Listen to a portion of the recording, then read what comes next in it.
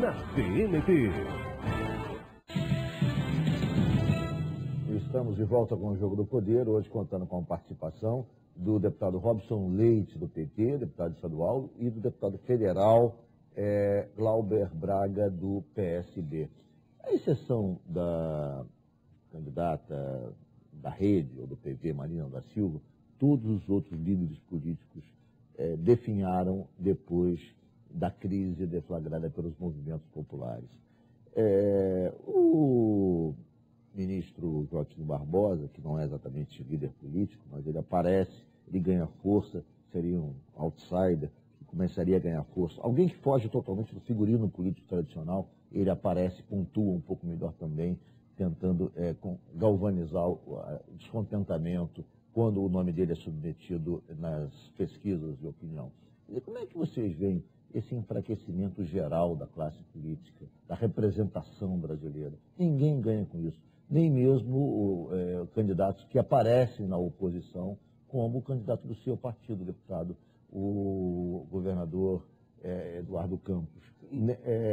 Ou seja, a população não reconhece, nem na situação, nem na oposição, credibilidade, nem cria identidade com as pessoas que estão na oposição também não. O presidente Dilma cai, mas quem está na oposição a Aécio não cresce também o candidato do PSB, ou seja, não há nenhuma identidade entre quem faz a oposição, entre alguns segmentos da oposição e a opinião pública, embora ambos divirjam da situação política atual.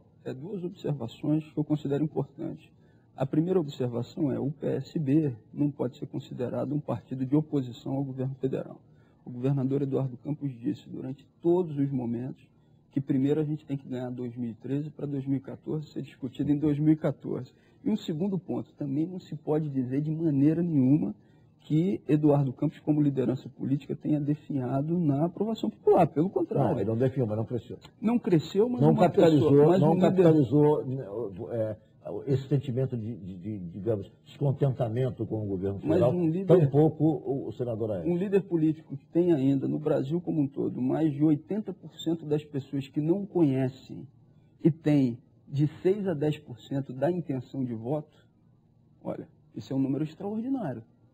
O governador Eduardo Campos diz que vai discutir em 14, mas esse é um número significativo. Mas eu confesso que vou aqui fazer uma revelação. Eu não consigo entender como o governador Eduardo Campos, como o senhor disse ainda há pouco, como o PSB, ao mesmo tempo o governo e apresenta uma candidatura que não é a candidatura oficial. Como é que se explica isso para a opinião pública? Como é que se explica o partido ocupar ministério, o partido ocupar o governo, e quando vai para... E fala, não, mas nós não apoiamos a reeleição desse governo aí, ou seja, isso não é confuso para a opinião pública? Cá para nós. Eu vou acrescentar mais, desculpa a franqueza. Há quem acha que é oportunismo isso, ocupar ministério e ao mesmo tempo almejar uma candidatura que não seja a candidatura oficial. Então vamos lá, os congressos partidários que definem os partidos que vão ter candidatos ou não na eleição de 2014, eles são realizados normalmente em junho de 2014.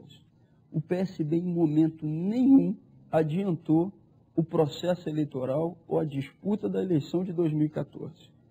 Essa responsabilidade nós não temos, porque não fizemos. Agora, todos os partidos têm, sim, a responsabilidade de fazer com que as lideranças políticas e os quadros que sejam bem-sucedidos nas suas atividades possam estar sendo apresentados para o Brasil e discutir no Brasil.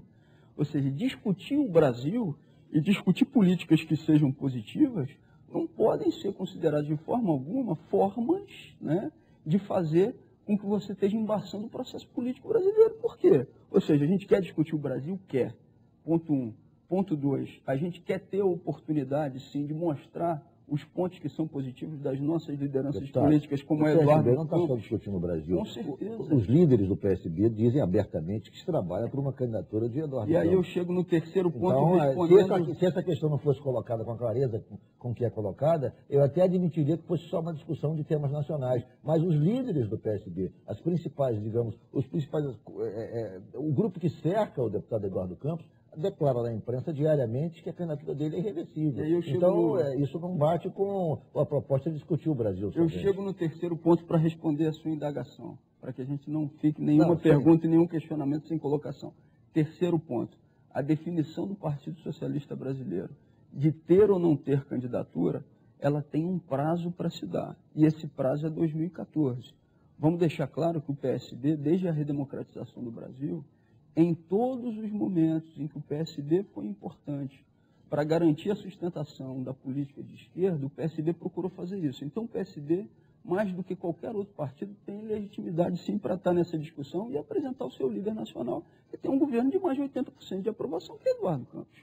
Deputado Robson Leite, como é que o senhor vê esse enfraquecimento das lideranças políticas de modo geral? Quer dizer, essa resposta, por exemplo, que o Congresso deu, ele rejeitou a PEC 37, o Senado transformou a corrupção em crime hediondo, está se aprovando aí o voto aberto na cassação de parlamentares em Brasília, coisa que já existe aqui no Rio de Janeiro, na Assembleia Legislativa, da qual o senhor faz parte. Quer dizer, essa é a resposta concreta até agora. Não, o resto são divagações, possibilidades, mas nada, o concreto até agora foi isso. Isso dá muito pouco para satisfazer as ruas, deputado? É na medida em que você percebe claramente a ausência de mecanismos de participação direta.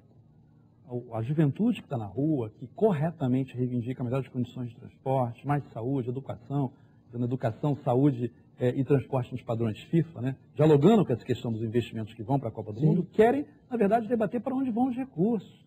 E o que me angustia é que a gente está largando bandeiras que são fundamentais, que representativamente respondem, que é a construção, por exemplo, de um orçamento participativo, de mais plebiscitos, mais referendos. O que me entristece nesse processo é ver o Congresso com medo de fazer um plebiscito. Veja, o plebiscito não é o resultado dele em si, dado o número de quantos votos foram para tal resposta ou tal resposta, mas, sobretudo, o debate que vai preceder isso. Que, evidentemente, vai permear uma série de questões que são fundamentais para nós. A questão do orçamento participativo era bastante... Eu sou entusiasta. Interessante, mas ela, de certa maneira, ela mostra que o PT, de certa maneira, abandonou os seus rumos iniciais, porque o PT, eu me lembro, durante todo o seu processo histórico, brigava pelo orçamento participativo, era talvez a bandeira central do PT. Depois que o PT foi para o governo, nunca mais ouvi falar nisso. Talvez seja a grande oportunidade de a gente repetir experiências que não estão lá atrás, não. Você está aqui numa cidade que eu tenho uma admiração profunda, Caxias do Sul. Quem conhece Caxias do Sul sabe que o PT lá é governo há tanto tempo e tem feito construções bacanas, dialogando diretamente com esse mecanismo de participação direta. E quem sabe não seja agora a resposta, né? Está aí a pré-candidatura do senador Lindbergh Farias, que eu sou um entusiasta, e que evidentemente está no seu programa, o orçamento participativo para o Estado do Rio de Janeiro. A candidatura do senador Lindbergh Farias, na sua opinião, é uma candidatura irreversível no PT? Sem dúvida. É unanimidade no diretório. Aprovamos uma resolução há poucos dias que fortalece essa candidatura. A eleição no Estado do Rio de Janeiro, a gente só vê... Antes era até polarizada entre o senador e o garotinho, agora surge uma terceira liderança que me surpreendeu muito, que é a do vereador e ex-prefeito César Maia. E o Lindbergh, nesse cenário, nessa contextualização, para mim, é a grande novidade.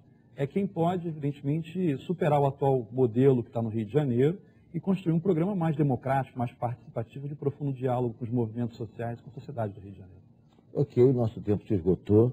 Foi um prazer recebê-los aqui no Jogo do Poder. Muito obrigado, deputado Glauber Braga. O senhor tem 30 segundos para as suas considerações finais. Eu só quero ter a oportunidade de agradecer e dizer que, nesse ponto, eu tenho aqui total convergência com o deputado Robson Leite e todo o meu esforço dentro do PSB é que a gente possa ter a unidade para que, na eleição de 2014, no Rio de Janeiro, a esquerda possa estar junto por um projeto de mudança no Rio.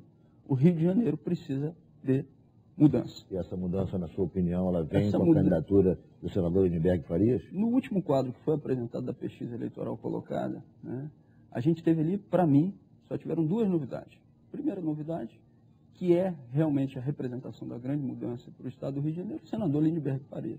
E a gente teve também, surpreendentemente, a candidatura do deputado Romário ali colocada também com um bom percentual. O deputado Romário pode estar capacitado para ter outras tarefas, outras funções, além, claro, que é do seu partido, de deputado federal, que é do PSB.